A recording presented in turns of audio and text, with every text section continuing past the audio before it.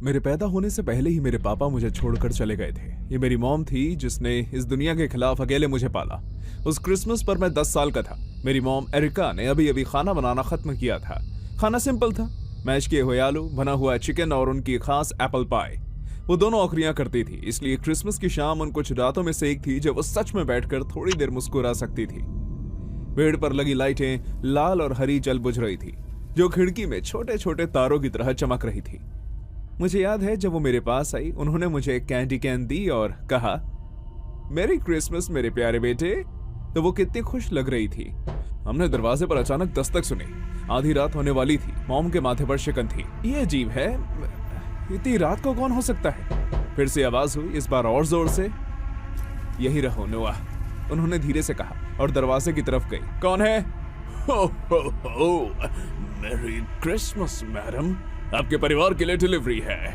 मेरी मॉम हैरान हो गई। मैंने कुछ ऑर्डर नहीं किया। मॉम ने पीप होल से देखा और मैंने देखा कि उनके चेहरे का रंग उड़ गया हो। उनकी आंखें बड़ी हो गई, लेकिन इससे पहले कि वो कुछ बोल पाती, बाहर खड़े आदमी ने हमारे दरवाजे पर लात मारना शुरू कर दिया, जैसे वो अंदर आने के लिए बेताब हो। मैं चिल्लाया। मुझे नहीं पता था कि क्या हो रहा है। मॉम ने मुझे छिपने के लिए कहा, लेकिन मैं डर के मारे हिल नहीं पाया। कुछ जोरदार लातों के बाद हमारा दरवाजा टूट गया। मॉम ने मुझे अपने सीने से लगा लिया और हम पीछे कोने में चले गए और देखा कि खून से सांता क्लॉज सूट पहने एक आदमी हमारे लिविंग रूम में आ रहा है। उसकी आंखें खाली लग रही थी, जैसे वो सच में वहां नहीं था। क्या तुम सांता का ऐसा स्वागत करते हो? वो गुर्राया। उसके हाथ में किचन का एक लंबा चाकू था जो क्रिसमस की लाइटों में चमक रहा था। मॉम ने टेबल को उसकी तरफ धकेल दिया, जिससे प्लेटें नीचे गिर गई। भागो नोआ! मैं जम गया। वो आदमी झपटा और टेबल को ऐसे हटा दिया जैसे वो कुछ भी नहीं था। मॉम ने मेरा हाथ पकड़ा और मुझे खींचकर किचन में ले गई। हम भागे। उनके नंगे पैर फर्श पर फिसल रहे थे। मेरे हाथ में अभी भी कैंडी कैन थी। उन्होंने पेंट्री का दरवाजा जोर से खोला। अंदर, जल्दी! हम दोनों एक साथ अंदर घुस गए। चारों तरफ अनाज के डिब्बे और आटे के जार थे। उन्होंने दरवाजा बंद किया और मेरे मुंह पर हाथ रखकर कहा, कोई आवाज मत करना। दरारों से मैंने उसे किचन में घूमते हुए देखा। मुझे पता है कि तुम छुपे हुए हो। सैंटा को सब कुछ दिखता है। मॉम कांप रही थी, लेकिन उनकी आंखें तेज थी। उन्होंने पीछे की खिड़की की तरफ देखा, जो पेंट्री से बस कुछ ही फीट दूर थी। वो छोटी थी, ऐसी कि मुश्किल से कोई बच्चा उसमें से निकल पाएगा। जैसे ही उस आदमी के कदमों की आवाज बेसमेंट के दरवाजों की तरफ कम हुई, मॉम मुझे खिड़की के पास ले गई। उन्होंने मेरे माथे पर चूमा और कहा, मेरी बात सुनो बेटा, तुम्हें उस खिड़की से बाहर निकलकर पड़ोसियों के पास भागना है। रुकना मत, पीछे मुड़कर मत देखना। प्लीज उनसे पुलिस को फोन करने के लिए कहना। नहीं मम्मी, मैं फुसफुसाया। मेरे चेहरे पर आंसू बह रहे थे। आप मेरे साथ चलो ना। उन्होंने सर हिलाया। उनकी आंखों में भी आंसू थे। मैं उसमें से फिट नहीं हो पाऊंगी। बस वही करो जो मम्मी कह रही है, ठीक है? मैं काउंटर पर चढ़ा और खिड़की खोल दी। ठंड मेरे चेहरे पर चाकू की तरह लगी। मैं पीछे मुड़ा और तभी मैंने उसे देखा। उनके पीछे उसकी परछाई हिल रही थी। मॉम! वो आदमी बेसमेंट के दरवाजे से बाहर निकला और उन्हें पीछे से पकड़ लिया। जब उसने मॉम को पीछे खींचा तो चाकू चमक उठा। तुम दोनों कहां जा रहे हो? क्रिसमस तो अभी शुरू हुई है। वो चिल्लाई। भागो नोआ, जाओ! लेकिन उस आदमी ने अगली बार मुझे कॉलर से पकड़ लिया और मुझे भी अंदर खींचने की कोशिश की, लेकिन माँ ने उसे ऐसा नहीं करने दिया। वो लात मारती रही। उन्होंने उसके चेहरे पर नाखून मारे। जब उन्होंने उसके बालों का गुच्छा खींचा तो उसके गाल पर खून के निशान पड़ गए। वो आदमी गुस्से में चिल्लाया और मुझे छोड़ दिया और अपना सारा गुस्सा उस पर निकाल दिया। मैं बर्फ में गिर गया और नंगे पैर आंगन में भागा। मेरे पीछे मैंने शीशे टूटने, फर्नीचर टूटने और मेरी मॉम की चीखने की आवाजें सुनी। पड़ोसी का घर 2 दरवाजे छोड़कर था। मैंने दरवाजा जोर जोर से खटखटाया। जब मिस्टर हैरिस ने दरवाजा खोला तो मैं इतनी बुरी तरह कांप रहा था कि बोल नहीं पाया। एक आदमी, मम्मी को चोट लगी है, पुलिस को बुलाओ। उन्होंने फौरन 911 पर कॉल किया। मुझे याद है कि जब उन्होंने दरवाजे बंद किए और लाइटें बंद की तो मैं उनके क्रिसमस ट्री के नीचे छिप गया था। सायरन कुछ मिनट बाद आए, लेकिन ऐसा लगा जैसे घंटों बीत गए हों। जब पुलिस हमारे घर पहुंची तो उन्होंने देखा कि सामने का दरवाजा टूटा हुआ है और लिविंग रूम बुरी हालत में था। क्रिसमस ट्री एक तरफ गिरा हुआ था और उसका सामान भी फर्श पर गिरा हुआ था। सैंटा के कपड़े पहने वो आदमी फायरप्लेस के पास बेहोश पड़ा था। उसके सर से खून बह रहा था। मॉम ने उसे मेटल पीस पर रखे पीतल के कैंडल स्टैंड से मारा था। पुलिस वालों ने कहा कि वो बहुत बहादुरी से लड़ी, लेकिन वो बच नहीं पाई। उन्होंने मॉम को उस आदमी के बगल में गिरा हुआ पाया। चाकू अभी भी उनके पास गिरा हुआ था। मदद पहुंचने से पहले उनका बहुत खून बह चुका था। पुलिस वालों को उसकी हथेली में मेरी एक मुड़ी हुई तस्वीर मिली। अपनी आखिरी सांस में भी उन्होंने सिर्फ मेरे बारे में सोचा। उस रात को 20 साल हो गए। पुलिस वालों ने बाद में मुझे बताया कि वो आदमी पास के एक मेंटल हॉस्पिटल से भागा हुआ था। उसने हमारे घर में घुसने से कुछ घंटे पहले एक डोनेशन ड्राइव से सैंटा का कॉस्ट्यूम चुराया था। वो सर पर लगी चोट से बच गया, लेकिन तब से वो एक सुरक्षित जगह पर है। कभी कभी मैं सोचता हूँ कि क्या उसे याद है कि उसने क्या किया था, लेकिन ज्यादातर मैं सोचता हूँ कि क्या माँ को पता था कि उस पल वो कितनी बहादुर थी कि उन्होंने मेरी जिंदगी बचाने के लिए अपनी जान दे दी है। अब मुझे क्रिसमस का संगीत बिल्कुल पसंद नहीं है। हर रात सोने से पहले मैं भगवान से पूछता हूँ कि उसने उस इंसान को क्यों ले लिया जो रहना चाहता था। हम उन लोगों को क्यों खो देते हैं जो हमारी परवाह करते हैं। जब मेरे पापा मुझे छोड़कर चले गए और कभी वापस नहीं आए, कभी माँ या अपने बच्चे की परवाह नहीं की, तो भगवान ने कुछ नहीं किया। लेकिन जिस अकेले इंसान ने अपने बेटे के लिए अपनी जिंदगी समर्पित करके गुजारा करने की कोशिश की, उसे इतना बुरा अंत मिला। जिंदगी में इतनी नाइंसाफी कैसे हो सकती है। मेरे घर में क्रिसमस पहले बहुत सिंपल होती थी। बस मैं, मॉम और डैड। हमारा परिवार बड़ा नहीं था, इसलिए हमारी छुट्टियां शांति से बीतती थी। फिल्में देखना, बोर्ड गेम्स खेलना, मेरी मॉम की जली हुई चीनी वाली कुकीज का मजे लेना और मेरे डैड का उनके लिए झूठी तारीफ करना। लेकिन उस साल चीजें अलग थी। डैड ने कहा कि क्रिसमस डिनर के लिए कोई नया हमारे साथ शामिल होगा। उन्होंने कहा कि नया मेहमान उनके मॉम की तरफ का एक कजन था, जिससे वो बहुत समय से नहीं मिले थे। उसका नाम जॉर्ज था। जब अंकल जॉर्ज आए तो उनके बारे में कुछ फौरन अजीब लगा। वो लंबे थे, थोड़े से मोटे थे और उनके बाल हल्के भूरे रंग के थे। उनकी आंखें स्थिर थी, लेकिन वो बहुत ज्यादा पलके झपकाते थे। वो एक पुराना ट्रेंच कोट पहने हुए और एक सिंगल डफल बैग लिए हुए आए। जलाल, मैंने तुम्हारे बारे में बहुत कुछ सुना है। इससे पहले कि मैं कुछ रिएक्ट कर पाता, उन्होंने मुझे गले लगा लिया। उनके हाथ बहुत देर तक मेरे ऊपर रहे। उनकी सांसें मेरी गर्दन पर गर्म लग रही थी। मैंने जल्दी से खुद को छुड़ाया और जबरदस्ती मुस्कुराया। मॉम ने डैड की तरफ उलझन भरी नजर से देखा, लेकिन डैड ने ऐसे कंधे उठाए जैसे उन्होंने कुछ भी अजीब ना लगा हो। डिनर अजीब था। जॉर्ज बहुत ज्यादा बोल रहा था। हर कुछ मिनट में वो मेरी तरफ मुड़ता और बहुत अजीब सवाल पूछता, जैसे कि मेरी उम्र कितनी है या क्या मेरी कोई गर्लफ्रेंड है। जिस तरह से वो मुझे देखते हुए पूछता था, उससे मुझे घिन आती थी। उसकी पलकें तितली की पंखों की तरह हिलती रहती थी। इससे उसका चेहरा बहुत डरावना लगता था। एक बार उसने मेरे बाल छूने के लिए हाथ बढ़ाया और कहा, तुम्हारे फीचर्स बहुत अच्छे हैं, तुम मुझे किसी की याद दिलाते हो। मैंने अपनी कुर्सी पीछे खींची और धीरे से कहा, माफ करना, और ऊपर चला गया। मॉम ने मेरे पीछे से आवाज दी, पूछा कि क्या मैं ठीक हूँ। मैंने बस कहा कि मैं थक गया हूँ। सच तो ये था कि मुझे उससे नफरत थी। मैं ज्यादातर रात अपने कमरे में रहा, हेडफोन लगाकर गेम्स खेलता रहा ताकि नीचे की आवाजें सुनाई न दे। थोड़ी देर बाद मुझे नींद आ गई। फिर आधी रात के बाद मैं जागा। मुझे किसी की हल्की कदमों की आवाज पास आती हुई सुनाई दी। वो ठीक मेरे दरवाजे के बाहर रुक गई। मेरा दिल बैठ गया। दरवाजे का हैंडल धीरे धीरे घूमा और दरवाजा चरमराते हुए खुला। वहां हॉलवे की रोशनी में परछाई की तरह अंकल जॉर्ज खड़े थे। उन्होंने सैंटा का सूट पहना हुआ था, कोई सस्ता वाला भी नहीं। वो पुराना और धूल भरा लग रहा था। उसकी दाढ़ी टेढ़ी लटक रही थी और उसके हाथों में एक लाल बोरी थी। तुम यहाँ क्या कर रहे हो? मैंने हकलाते हुए पूछा। वो मुस्कुराया और मेरे करीब आया। सैंटा अपने पसंदीदा लड़के के लिए तोहफा लाया है। तुम्हें यहाँ से जाना होगा, मैंने कहा। मेरी आवाज कांप रही थी। उसने मेरी बात को नजरअंदाज कर दिया। उसने बोरी नीचे रखी, उसमें हाथ डाला और एक छोटा सा पैक किया हुआ डिब्बा निकाला। उसने उसे फिर से मेरी तरफ बढ़ाया और पागलों की तरह पल के झपका रहा था। मेरी क्रिसमस डिलन, मैं तुम्हें ये देने के लिए बहुत समय से इंतजार कर रहा था। मैं हिला नहीं। मेरा दिल इतनी जोर से धड़क रहा था कि दर्द हो रहा हो। उसने एक और कदम बढ़ाया, फिर एक और। चलो, उसने फुसफुसाया, सैंटा को बस एक बार और गले लगा लो। तभी मैं चीखा, ऐसी चीख जो मेरे सीने से सीधे बाहर निकली। इससे पहले कि मुझे पता चले कि मैं क्या कर रहा हूँ, मॉम और डैड दौड़ते हुए आए। हॉलवे की लाइटें जल गई और मेरे डैड की आवाज गूंजी, जॉर्ज तुम यहाँ ऊपर क्या कर रहे हो? जॉर्ज चौंक गया, लेकिन पीछे नहीं हटा।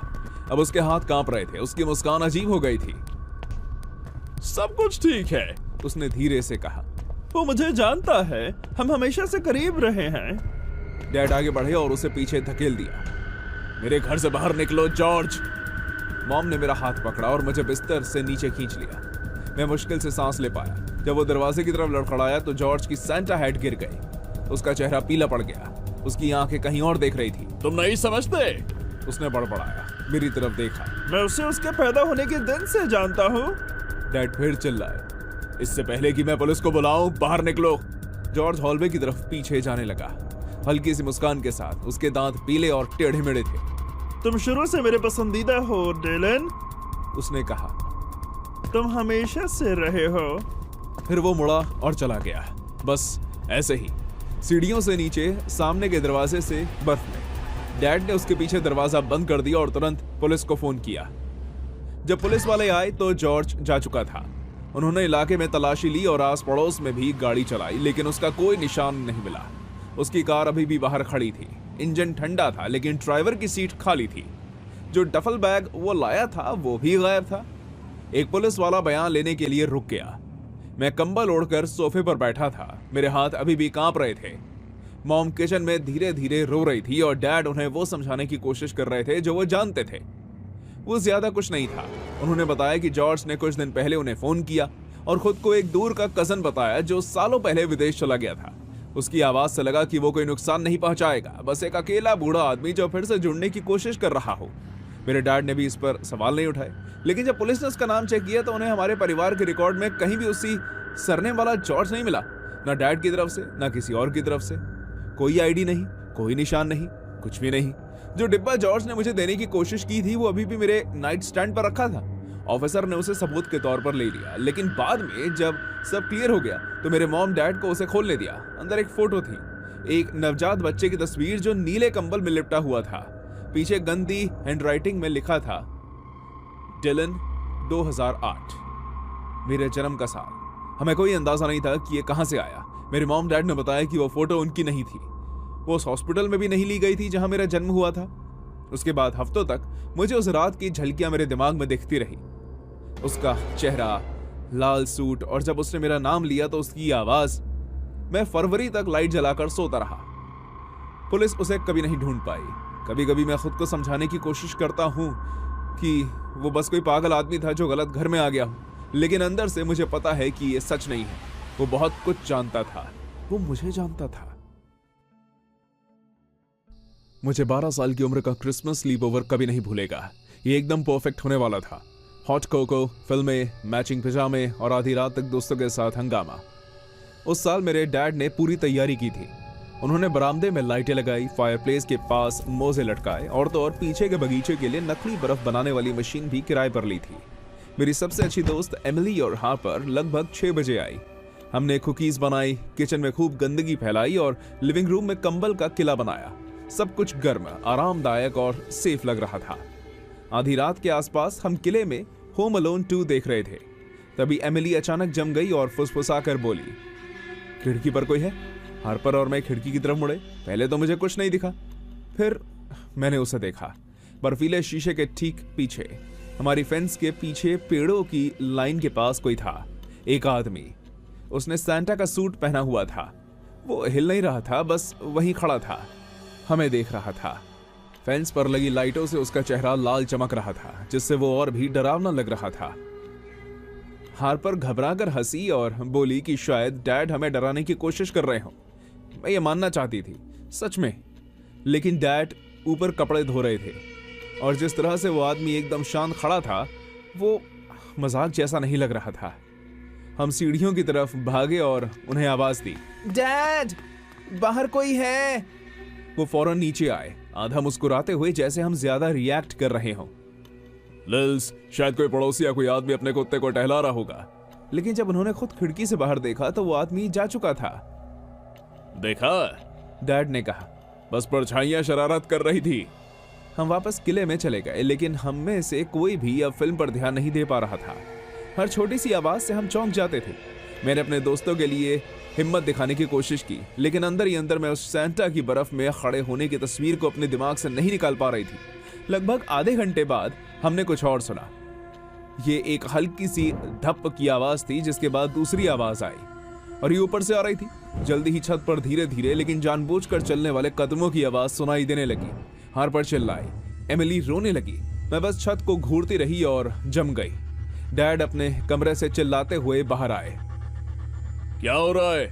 हमने उन्हें बताया कि कोई छत पर है। उन्होंने अपना जैकेट और टॉर्च पकड़ी और रैकून के बारे में कुछ बड़बड़ाते हुए बाहर गए। हमने सामने की खिड़की से देखा कि वो घर के चारों ओर घूम रहे थे।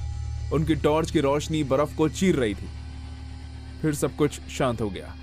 1 मिनट बाद मुझे एक हल्की सी चरमराहट सुनाई दी। ये छत से आ रही थी।